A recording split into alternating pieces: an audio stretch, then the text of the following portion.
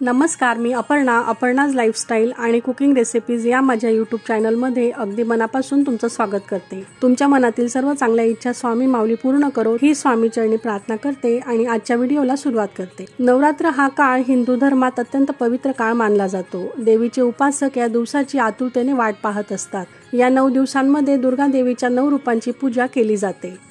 तर या काळात अनेक भाविक उपवासही करतात। नवरात्रीचा पहिला दिवस विशेष मानला जातो कारण या दिवशी घटस्थापना करण्याची परंपरा आहे। तर आजच्या व्हिडिओमध्ये आपण शारदीय नवरात्रोत्सव 2024च्या घटस्थापनेचा मुहूर्त आणि घटस्थापनेचा शुभ विधी जाणून घेणार आहोत। नवरात्र उत्सवाची सुरुवात प्रतिपदा तिथीला घटस्थापनेपासून होते व या दिवशी घटस्थापना, कलशस्थापना तसेच अखंड दिवाही लावण्याची प्रथा परंपरा अनेक कुळांमध्ये पूर्वापार चालत आलेली आहे। परंतु ही घटस्थापना, कलशस्थापना शास्त्रानुसार विधीनुसार होणे गरजेचं असतं। तर आजच्या व्हिडिओमध्ये घटस्थापनेविषयी संपूर्ण माहिती आपण जाणून घेणार आहोत। त्याआधी चॅनलवर जर तुम्ही नवीन असाल तर चॅनलला सबस्क्राईब नक्की करा।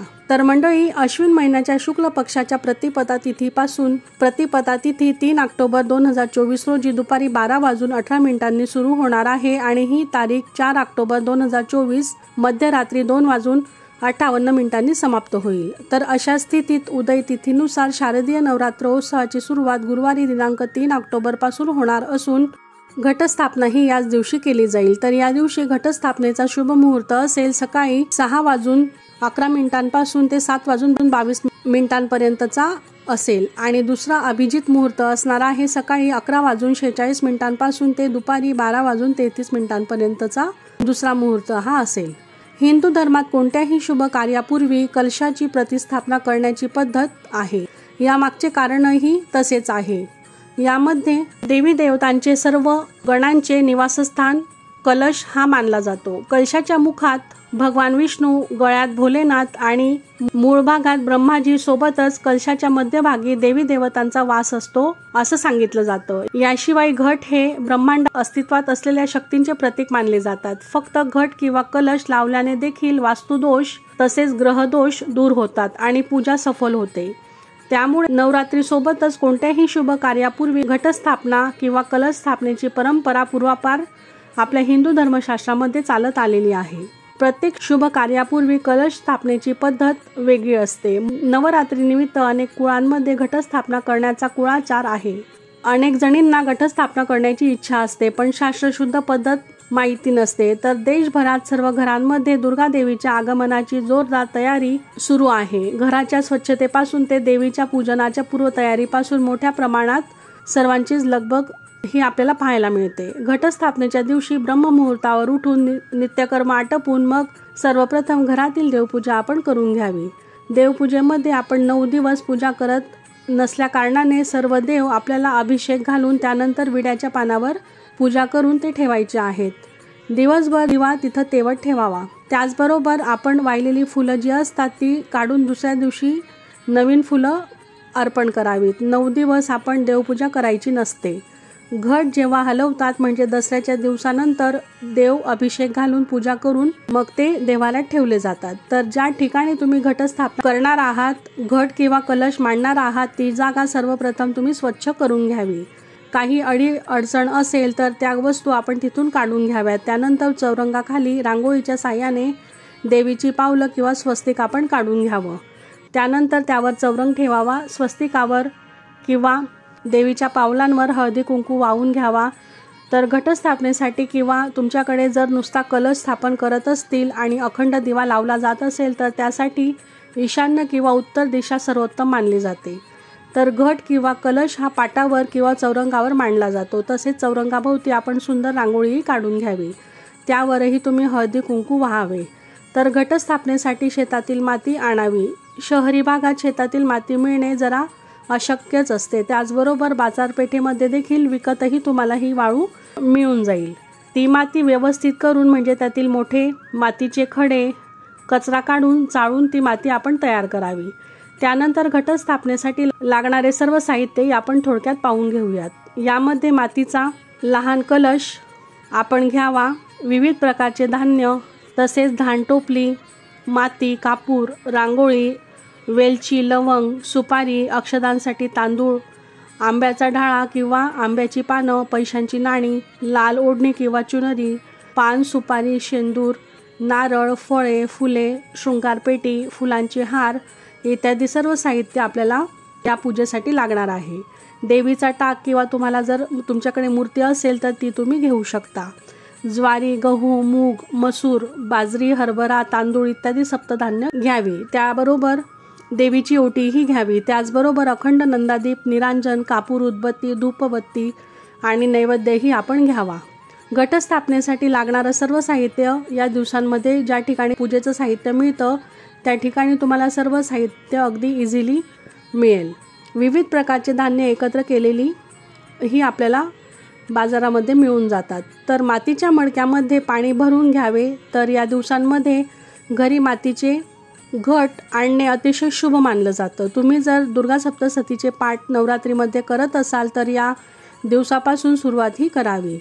या सर्व साहित्याची पूर्वतयारी आधीच आपण करून घ्यावी, म्हणजे नवरात्रीच्या दिवशी घटस्थापनेच्या वेळी आपली घाई गडबड ही होणार नाही. घटस्थापना जिथे करणार आहात त्या ठिकाणी हे सर्व साहित्य आपण एकत्रित जमा करून ठेवावं.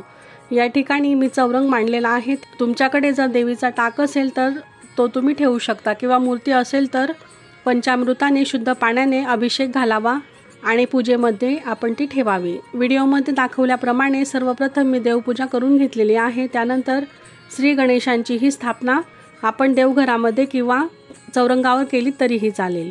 त्यानंतर विड्याच्या जोड पानांवर अक्षता ठेवून त्यावर आपण देवीची मूर्ती ठेवावी. तुमच्याकडे जर फोटो असेल किंवा टाक असेल तर तो तुम्ही ठेवू शकता. देवीला लाल वस्त्र अतिशय प्रिय असते, त्यासाठी देवीच्या आसनासाठी आपण लाल वस्त्रच टाकावं. त्यावर देवीची प्रतिमा ठेवून देवीची पूजा करावी. नवरात्रीमध्ये 9 दिवस अखंड दिवा लावून ठेवावा. याबद्दलचा व्हिडिओ देखील आपल्या चॅनलवर ऑलरेडी अपलोड केलेला आहे, तोही तुम्ही निश्चितच पाहावा. त्याची लिंक मी डिस्क्रिप्शनमध्ये दिलेली आहे, ते तुम्ही नक्की चेकआउट करा. नवरात्रामध्ये 9 दिवस देवी आईला प्रसन्न करण्यासाठी आणि इच्छित फळं मिळावे यासाठी गाईच्या साजूक तुपाने अखंड दिवा लावला जातो. जर गाईचे तूप नसेल तर तुम्ही इतर कोणत्याही तुपाचा दिवा लावू शकता. नवरात्रीमध्ये 9 दिवस दिवा तेवत ठेवण्याचा नियम आहे. याला आपण अखंड दिवा लावणे असं म्हणतो. असे म्हटले जाते की नवरात्रीत अखंड दिवा तेवत ठेवल्याने घरात सौख्य, शांतता, आयु, आरोग्य टिकून राहते आणि सर्व कार्य सिद्ध होतात. म्हणून नवरात्रीच्या पहिल्याच दिवशी संकल्प घेऊन अखंड दिवा आपण लावावा. नियमांचे आपण काटेकोरपणे पालनही करावं. सहसा लोक पितळाचा अखंड दिवा लावत असतात आणि जर आपल्याकडे पितळेचा दिवा नसेल तर तुम्ही मातीचाही दिवा लावू शकता. मातीचा दिवा अखंड तेवत ठेवण्यासाठी तो आदल्या दिवशी आपण पाण्यात भिजवून ठेवावा आणि त्यानंतर स्वच्छ कापडाने पुसून वाळवून मग तो आपण प्रज्वलित करावा. शास्त्रानुसार अखंड दिवा लावण्यापूर्वी आपण संकल्प करायचा आहे व देवी आईला विनवणी प्रार्थना करावी की आमच्या सर्व इच्छा तू पूर्ण होऊ दे. अखंड दिवा कधीही जमिनीवर ठेवू नये. दिवा नेहमी चौरंग किंवा पाटावर ठेवावा आणि नंतर तो आपण प्रज्वलित करावा. दुर्गा देवीसमोर जर आपण दिवा ठेवत असाल तर दिव्याला खाली अष्टदल कमळ काढावे. हे अष्टदल कमळ तुम्ही गुलाल किंवा रंगीत तांदळानेही काढू शकता. तूप जर नसेल तर तुम्ही तिळाच्या तेलाचा दिवा लावला तरीही चालेल किंवा तुम्ही मोहरीच्या तेलाचा वापरही करू शकता. अखंड दिवा देवी आईच्या उजव्या बाजूला ठेवावा, पण जर दिवा तेलाचा असल्यास तो देवीच्या डाव्या बाजूला ठेवावा. दिव्याला वारा लागू नये म्हणून तुम्ही काचेचं झाकणही ठेवू शकता. संकल्प करून झाल्यावर कधीही दिव्याला फुंकर मारून विझवू नये. दिव्याला स्वतःहून शांत होऊ द्यावं. अखंड दिवा लावण्यापूर्वी श्री गणेश, देवी दुर्गा आणि देवादिदेव महादेवांचं स्मरण आपण करावं. दिवा लावताना मनातल्या मनात आपल्या इच्छेविषयी आपण विचार करावा आणि देवी आईला विनवणी करावी की पूजेच्या सांगतेसह माझ्या सर्व इच्छा तू पूर्ण कर. शुभं करोति कल्याणम आरोग्यम धनसंपदा शत्रुबुद्धी विनाशाय दीपक ज्योती नमोस्तुते. या श्लोकाचं पठणही तुम्ही यावेळी करू शकता. आता घटस्थापना कशी करावी ते आपण पाहूयात. प्रथम वेदीची प्रार्थना करावी. वेदीस म्हणजे ज्या जागेला स्पर्श करून प्रार्थना करायची आहे. मंत्र आले नाही तरी सर्व पूजाविधी व्यवस्थित आपण करावा. घट कधीही खाली ठेवू नये, त्यासाठी अक्षदांचं आसनच आपण द्यावं. एक पत्रावळी ठेवून त्यावर आपण छोटी टोपली ठेवावी. त्यामध्ये माती व्यवस्थित पसरवून घ्यावी. त्या मातीमध्ये सप्तधान्य व्यवस्थित पेरून घ्यावं.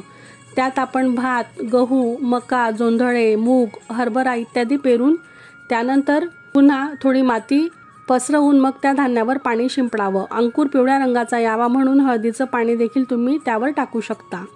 कलशातल्या पाण्यात थोडं गंगाजल टाकावं, हळदी कुंकू व्हावं, अक्षदा टाकाव्यात. त्याचबरोबर 1 रुपयाचं नाणंही तुम्ही त्यामध्ये टाकावं. सुपारी, फूल हे सर्व साहित्य आपण कलशामध्ये टाकावं आणि लाल कलावाही आपण कलशाला बांधावा.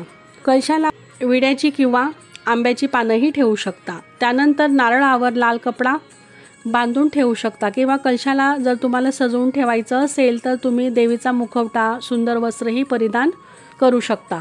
हा कलश माता दुर्गेच्या पूजेसाठी स्थापित करावा. पूजेनंतर 9 दिवस तो त्यांच्यासमोर ठेवावा आणि त्याचबरोबर अखंड दिवाही आपण तेवत ठेवायचा आहे. कलशावर स्वस्तिक काढावं किंवा हळदी कुंकवाचे नामही तुम्ही ओढू शकतात. कलशावर विड्याची किंवा आंब्याची पानंही ठेवून घ्यावीत. पानांना हळदी कुंकू लावून घ्यावं आणि घटाच्या मध्यभागी नारळ ठेवावा. नारळावर तुम्ही स्वस्तिक काढावं, तेही अतिशय शुभ मानलं जातं. कलश स्थापना झाल्यावर त्यावर फुलं ठेवावीत व मनोभावे नमस्कार करावा. कलशाला बाजूला धागा बांधून घ्यावा आणि त्यावर 9 पानांची फुलांची माळ तयार करून कलशावर आपण ती बांधलेल्या मंडपीला ती माळ बांधून कलशावर सोडावी. अशीच माळ 9 दिवस आपण वेगवेगळ्या फुलांची माळा सोडायच्या आहेत आणि ती तयार करून बांधायची आहे आणि जी माळ बांधू ती कलशात सोडावी. अशा पद्धतीने 9 दिवस 9 माळी तयार कराव्यात आणि 9 दिवस कलशावर त्या आपण सोडायच्या आहेत. कोणत्या दिवशी कोणती माळ आहे याचाही व्हिडिओ आपल्या चॅनलवर अपलोड केलेला आहे, तोही तुम्ही निश्चितच पाहावा. त्यानंतर देवीचं ओटीचं साहित्यही आपण देवीसमोर ठेवावं. देवीच्या प्रतिमेला हार चढवावा. त्यानंतर देवीला फुले, 5 प्रकारचे फळांचा नैवेद्य दाखवावा आणि देवीला नमस्कार करावा. नारळ ठेवताना उलट सुलट नीट पाहूनच तो आपण ठेवावा. याप्रमाणे विधिवत कलश स्थापना करावी. हीच असते घटस्थापना. आमच्याकडे कलश ठेवून मग अखंड दिवा लावला जातो. घट कसे बसवावे हे तुम्हाला कळावं म्हणून मी स्क्रीनशॉट बाजूला लावलेले आहेत, त्यामुळे तुमचं ते लक्षातही येईल. तर मंडळी, पहिल्या दिवशी प्रतिपदेत घटस्थापना करून तो घट पुढे 9 दिवस तसाच ठेवला जातो. काही मंडळी आपल्या रिवाजानुसार नारळाऐवजी तामण ठेवून त्यावर तांदूळ ठेवतात आणि त्यावर कुलदेवीची मूर्ती किंवा टाक ठेवतात. आपल्याकडे रीतिरिवाजाप्रमाणे कुलाचाराप्रमाणे घटस्थापना किंवा कलश व अखंड दिवा तुम्ही ठेवावा. नंदादीप घटाजवळ 9 दिवस अखंड तेवत ठेवायचा आहे. नवरात्र पूजनाला अत्यंत महत्त्वाचा विधी मानला जातो. त्या जागी हा दीप ठेवायचा आहे. त्या जागी गंध, अक्षदा, फूल वाहून पूजा करावी. नंतर समय नंदादीपाचीही पूजा करावी. नवरात्र बसवल्यानंतर ज्या देवतांची नवरात्र असेल त्या देवतेची पूजा आपण करताना फुलांनी पाणी शिंपडून स्नान आणि उपचार करावे. बऱ्याच घरांमध्ये नवरात्र सुरू झाल्यावर घटस्थापना झाल्यावर देवघरातील देवांना स्नान घालत नाहीत. तुमच्या घरात जसा कुळाचार असेल त्याप्रमाणे तुम्ही करावं. बऱ्याच ठिकाणी उपवास केले जातात. प्रकृती, वयोमान यामुळे उपवास करणे शक्य नसेल तर उठता बसता 2 दिवस उपवास करावा किंवा फक्त अष्टमीचा उपवास तुम्ही करू शकता. नवरात्रीच्या दिवसांमध्ये जर अडचण आलीच तर तुम्ही उपवास करू शकता. पूजा दिव्यातील तेल इतर पूजा घरातील दुसऱ्या व्यक्तीकडून आपण करून घ्यावी. नवरात्रीत अशा वेळेस 7 दिवस, 5 दिवस, 3 दिवस किंवा 1 दिवसाचं नवरात्र करता येते. पंचांगामध्ये अशा रात्रीचा उल्लेख सप्तरात्रोत्सव आरंभ अशा प्रकारे केला जातो. नवरात्र अश्विन शुद्ध प्रतिपदा ते नवमीपर्यंत केले जाणारे धार्मिक कार्य आहे. अशा वेळेस तिथीच्या क्षयामुळे 10 दिवसांचे नवरात्र असू शकते. आपण जर दुर्गा सप्तशतीचे पाठ करत असू तर अडचण आल्यास ते पाठ बंद करून अडचण संपल्यावर ते पाठ आपण पूर्ण करावेत. परंतु नवरात्रीचे उपवास आपण नक्कीच करावेत. 9 दिवस आपल्याला देवीचे नामस्मरण करायचे आहे. देवीचे विविध व्रत करायचे आहेत. आपल्या घरावरती घरातील प्रत्येक व्यक्तीवर देवीचा आशीर्वाद असावा म्हणून दररोज 9 दिवस या घटाची सकाळी आणि संध्याकाळी मनोभावे आपण पूजा करावी. प्रसाद चढवून आरतीही म्हणावी. आरतीनंतर उदीचाही धूप आपण देवीला दाखवावा. यामुळे घरातील वातावरण प्रसन्न व पवित्र होत असतं. सोबतच अगरबत्ती, धूप हे सुद्धा लावावं. आपली इच्छा देवीसमोर व्यक्त करावी अशा पद्धतीने घटस्थापनेची शास्त्रोक्त पूजा करता येईल। घटस्थापनेला केलेली ही पूजा दसऱ्याच्या दिवशी काढली जाते।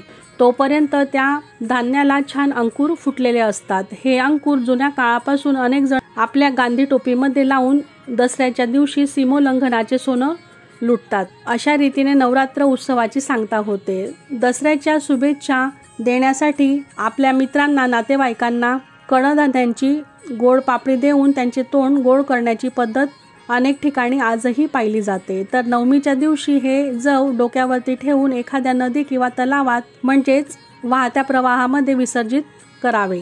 अष्टमी आणि नवमी या महातिथी असतात। या दोन्ही दिवसात पारायण केल्यानंतर हवन करावे आणि आपल्या सामर्थ्यानुसार सवाष्ण, ब्राह्मण, कुमारिका यांना जेवायलाही द्यावं।